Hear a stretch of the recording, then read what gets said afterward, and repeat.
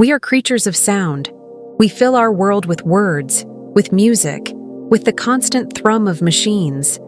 We have come to believe that noise is the sound of life, and that silence is the sound of absence, an emptiness, a void to be feared, or at least to be filled as quickly as possible.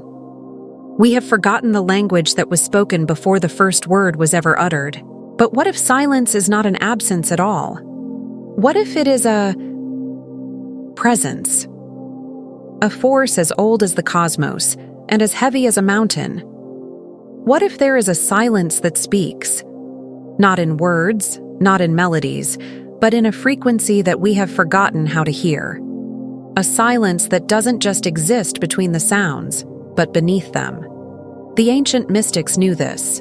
They didn't seek out the high, lonely places of the world to escape the noise. They went there to listen. They built monasteries on the sheer faces of cliffs, where the only sound was the wind, which is the voice of the air itself. They sat in meditation in forests so deep that even the birds seemed to whisper. They weren't waiting for an answer. They were waiting for the question to fade away.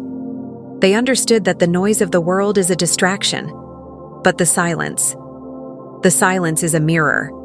And when you look into it long enough, it begins to show you things. Go to an ancient forest.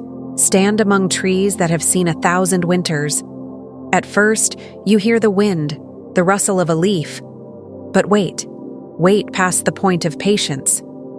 Soon, another sound emerges. A low, slow hum. The sound of roots drinking from the earth. The sound of time itself, moving through the rings of wood. It is a silence so profound, it has become a sound. Or go to the desert at night, under a sky overflowing with stars.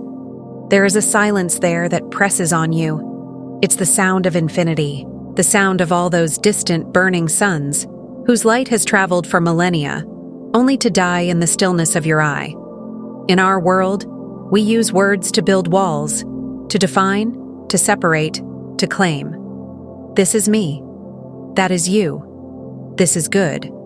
That is bad. Silence does the opposite. It dissolves the walls.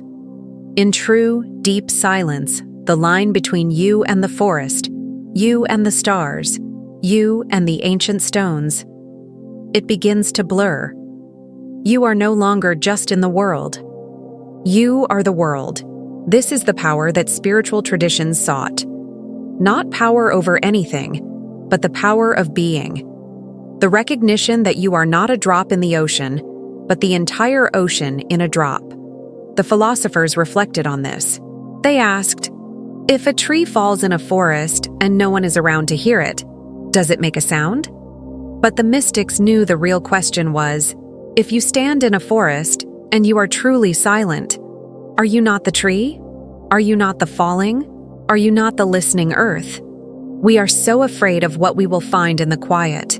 We fear the loneliness, the forgotten memories, the emptiness. But the silence that speaks loudest is not found on a remote mountainha or in a forgotten wood. It is found inside. It is the stillness beneath the storm of your thoughts, the calm water beneath the chaotic waves of your emotions.